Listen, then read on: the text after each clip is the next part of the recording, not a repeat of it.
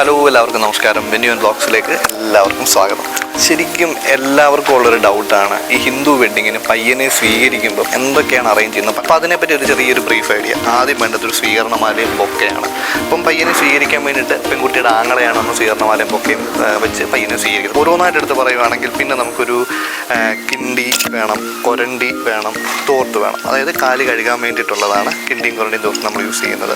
പയ്യനെ സ്വീകരിക്കാൻ പോകുമ്പോഴും പെൺകുട്ടിയെ സ്വീകരിക്കാനായിട്ട് പോകുമ്പോഴും നമ്മൾ ഉപയോഗിച്ചിരിക്കുന്നത് താലപ്പൊലി എന്ന് പറയുന്നത്. അടുത്തെന്ന് പറഞ്ഞാൽ അഷ്ടമംഗല്യ വിളക്ക്. ഈ അഷ്ടമംഗല്യ വിളക്കിനെ ചങ്ങലവട്ട വിളക്കെന്നും അമ്മായി വിളക്കെന്നും ഒക്കെ പല സ്ഥലത്ത് പല രീതിയിലാണ് അറിയുന്നത്. ഒരു കിണ്ണം ചന്ദനം നമുക്ക് വേണം, പനിനീര് തുടയാനുള്ള പനിനീര് വേണം, പിന്നെ ഒരു അഷ്ടമംഗല്യ താലം വേണം. അഷ്ടമംഗല്യ താലത്തിന് എന്തൊക്കെയാണ് വെക്കുന്നത് നമുക്ക് വീഡിയോയിൽ പറയാം. പിന്നെ ഒരു നാരങ്ങ മറന്നു. നമ്മുടെ ഒരു പത്തനംതിട്ട, കോട്ടയം, ആലപ്പുഴ സൈഡിലൊക്കെ എന്ന് പറഞ്ഞാൽ നാരങ്ങ ഒരു ട്രെയിലാക്കി വെക്കാറുണ്ട്. കാര്യം ചെറുക്കൻ്റെ കൂട്ടത്തിൽ ആൾക്കാർ വരുമ്പോൾ അവർക്ക് കൊടുക്കാൻ വേണ്ടി, സ്വീകരിക്കുമ്പോൾ അവർക്ക് ഒന്ന് കൊടുക്കാനായിട്ട് നാരങ്ങ വെക്കാറുണ്ട്. ഏറ്റവും ഇമ്പോർട്ടൻ്റ് കാര്യമാണ് ഈ ടൈമിംഗ് എന്ന് പറയുന്നത്. പയ്യനെ സ്വീകരിക്കുന്ന സമയം. ഈ സമയത്ത് ഇതെടുക്കാൻ വേണ്ടിയിട്ട് ഇത്രയും ആൾക്കാർ നമുക്ക് സ്റ്റേജിൻ്റെ ഫ്രണ്ടിലോ അല്ലെങ്കിൽ അവിടെ എത്തിയില്ല എന്നുണ്ടെങ്കിൽ കല്യാണം മൊത്തത്തിൽ ഡിലേ ആയിപ്പോൾ. വേണ്ടതെന്ന് പറഞ്ഞാൽ 3 ആങ്ങളമാർ വേണം, അപ്പോൾ അമ്മായിമാരും അപ്പച്ചിമാരും അങ്ങനെ ഒരു 3 ലേഡീസ് വേണം.